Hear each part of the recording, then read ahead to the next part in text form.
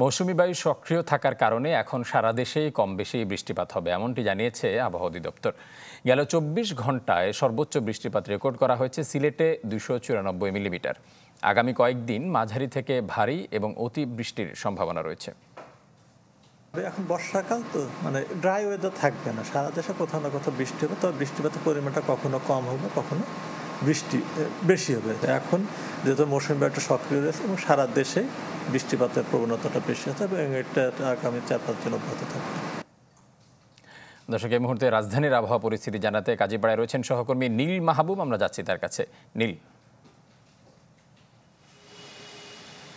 এই মুহূর্তে বৃষ্টি নেই ফারুক, সেক্ষেত্রে কিছুটা স্বস্তি কিন্তু সাধারণ মানুষের ভিতরে দেখা যাচ্ছে। তবে সকাল থেকে কিন্তু বৃষ্টি ছিল, কখনো মাঝারি বৃষ্টি, কখনো আবার কিন্তু মুষলধারে থেমে থেমে বৃষ্টি হচ্ছিল, যার ফলে কিন্তু এই শহরেও কিন্তু জলাবদ্ধতা দেখা গিয়েছে বেশ কিছু জায়গায়। এই মুহূর্তে আমরা আছি কাজীপাড়ায় এবং আপনাকে যদি দেখাই, কাজীপাড়া মেট্রো রেল স্টেশনের নিচেই কিন্তু জলাবদ্ধতা দেখা যাচ্ছে। পুরো রাস্তায় কিন্তু আসলে পানিতে আটকে আছে এবং এই পানি কিন্তু সরছেও না। সেক্ষেত্রে আমরা বলতে পারি এখানে ড্রেনেজ সিস্টেমটা আসলে খুব ভালো অবস্থায় নেই।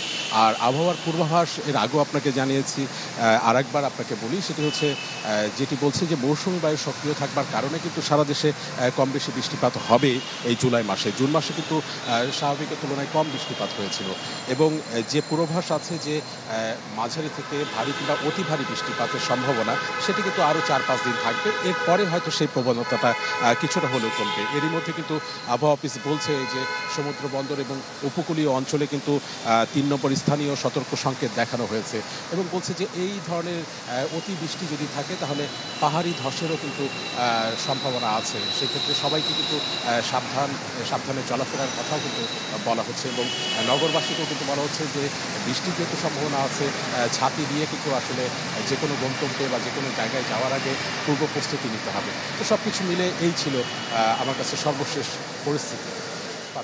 নীল, আপনাকে অসংখ্য ধন্যবাদ। দর্শক, রাজধানী কাজীপাড়া থেকে আবহাওয়া পরিস্থিতি খবর জানাচ্ছিলেন সহকর্মী নীল মাহবুব।